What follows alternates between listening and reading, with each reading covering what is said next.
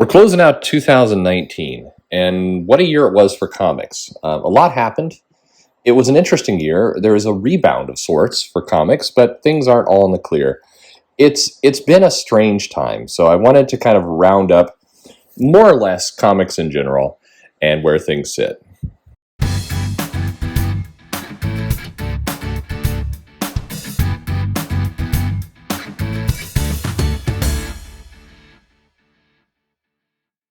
Hey there, this is Perch. 2019.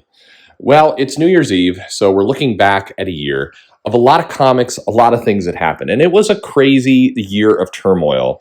If you were on Twitter, if you were following comics, Facebook, any of those social kind of things, there's a few great signs that happened in comics. There's in Marvel Land, there's kind of a return to force of some storytelling in a couple key books. Chip Zdarsky in Daredevil is a good example of putting a creator that kind of knows how to write that character and put him on a book that really makes sense, and we've seen what has happened. In a more bold move for Marvel, certainly we've talked about a lot, House of X, Powers of X, Jonathan Hickman coming on and just kind of wiping the map clean and putting in place a major X-Men moment. Marvel hypes way too much. So in the beginning, Hickman himself, which maybe was a clue that the hype was real, was saying that his actions on X-Men would be like new X-Men, would be like Grant Morrison, would be like Chris Claremont coming in terms of a major status quo change. And he was right. He definitely delivered that and really helped kind of bring something new to the table. Other books in Marvel, certainly things like the Immortal Hulk continued to sell well, although it had kind of a strange left turn toward the middle of the year, and it's hard to see exactly where that comic then lands as we move into next year. There was a lot of attempts to do various things, a lot of comics canceled, a lot of efforts that just didn't land. And you'll hear a video in the next part of the year where I go into, Marvel is trying to chase a lot of these audiences, and it hasn't worked. It hasn't come through. And why is that? Should they continue to chase those audiences? And the answer is yes, that's where money is, but there's got to be a better effort than what they're doing right now. In DC land, it was an interesting time. We had Scott Snyder, I think, with Last Night of Earth, do something that was really, if you read his original run, his New 52 run, this felt like a good end cap to that run. A lot of his ideas, a lot of crazy things happen. I've done interviews on other shows around Year of the Villain and kind of where that went, how Bendis has rolled in. But the big story probably for DC over 2019 were a combination of the late but great Doomsday Clock and how it brought a lot of very kind of powerful, optimism and hope back to DC. I mean, if you look at Rebirth and kind of what it was supposed to be more than 2 years ago, Doomsday Clock was, despite the name, really the exclamation point on that mission statement.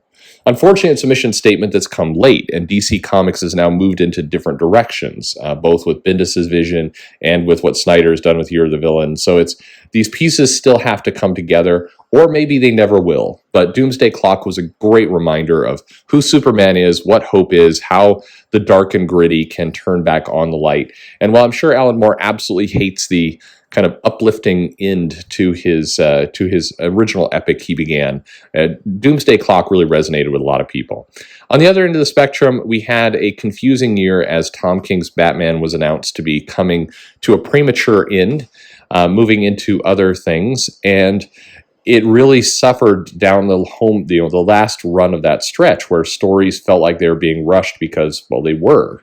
Some plot lines were being compressed from 20 issues into 8 issues. And when you're making that kind of, push together, things fall on the floor. And clearly some elements fell on the floor.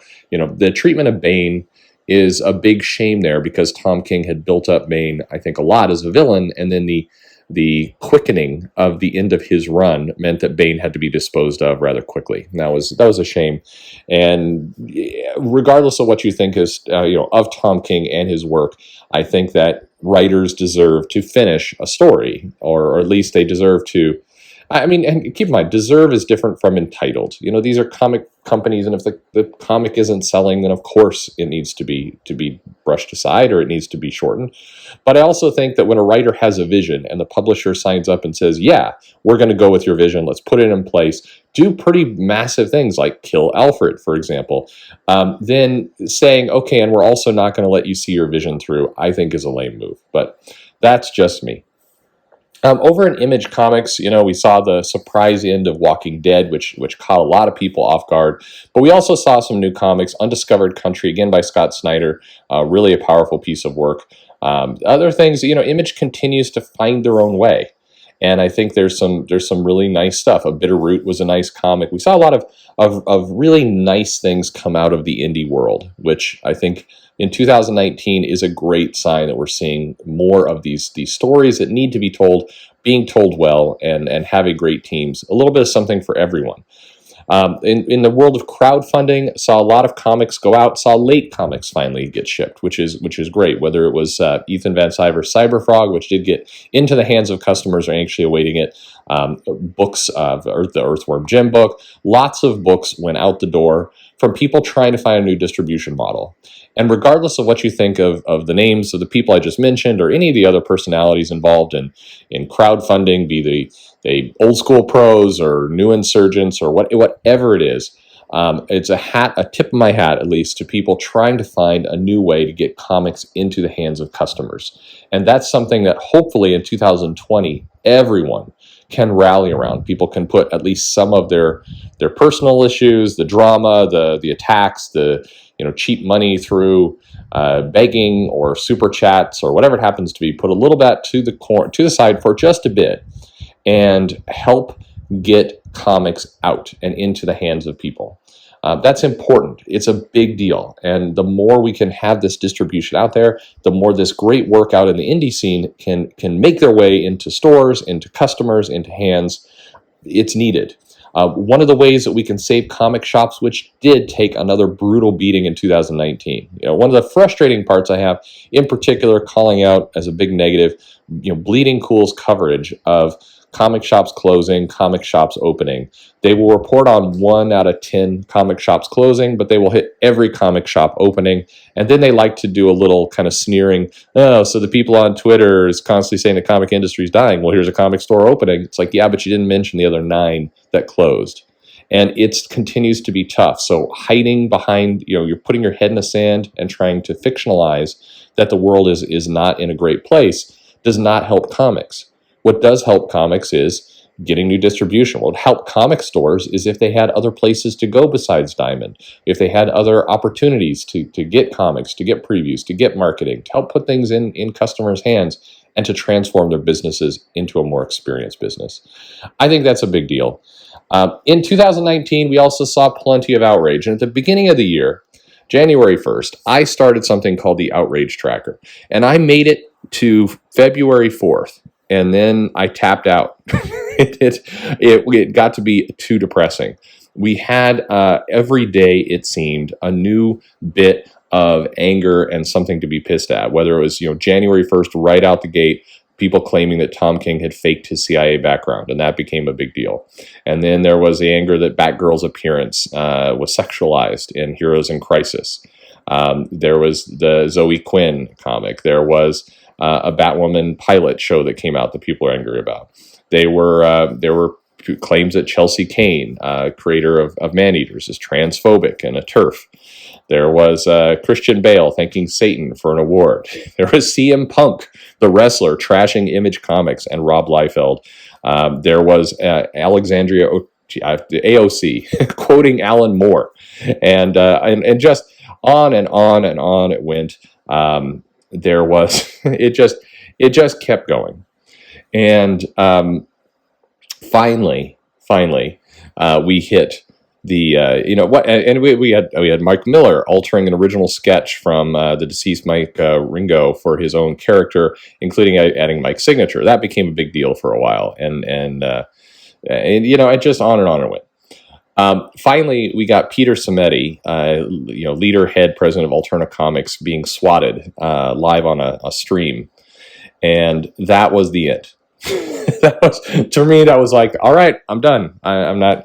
This is a terrible thing to track, and so I'll move to tracking the positive things. And unfortunately, I just gave you all the positive things at the beginning of this video, and that's what I've tried to do this year as we've done videos. As you know, I've put stuff out as all of you have struggled with terrible audio. Thank you very much. It's been a wild and crazy year in comics. What will 2020 bring? Well, we'll start talking about that tomorrow. But it has been a time of, in all things considered, whether you are a dyed-in-the-wool long-term comic fan where you're somebody new that's brought to the table with some of the new and diverse characters that have come out from the big two, whether you're an indie fan that is really exploring that world after years of being in Marvel and DC, whether you're an X-Men fan coming back to the table after being part of Powers of X, House of X, Powers of 10. I'm all befuddled. Regardless of how you came to the table, even if you are all in Comicsgate or all in anti-Comicsgate, whatever, for all the fighting, all the drama, and everything else, we got comics this year that we did love. Maybe a lot of stuff we rolled our eyes at, maybe a lot of stuff that was stupid or cringy or whatever it happens to be, but we also got comics we love, and that's the cool part of 2019 is I will say this year brought more variety than any previous year I've remembered for a long time in terms of content of comics, characters, stories being told, how you could get the comic, how you could buy it. Comic prices are still way too expensive, whether they're on the direct market, on the cover, part of crowdfunding, it's all too expensive. Whether it's $5 or $25, it's all too expensive right now. And despite that, we did have stories we loved. And that's a cool thing. I think it's been a fun year. So I'd like to hear your best comic, the thing you enjoyed most, what was cool in 2019. Leave me a comment below. Let me know what you're thinking. Are you on board for 2020? More Perch, more videos, more stuff. I hope you are. I hope you stick with it. Subscribe if you don't mind. YouTube's purging a bunch of subscriptions, so check it out. If you haven't subscribed, by all means, throw it in there. Would love to have you. But more than anything, and I say this more than anything almost every time, but really, as we're capping off 2019, hopefully everybody's with loved ones or doing something they really enjoy here as we're closing out the year. Thank you for listening. Big thank you for listening. You guys pushed me to do this. I'm grateful that you did. I'm thankful every single day to you and to your support, your engagement. You guys, you are the one that's made this so much fun.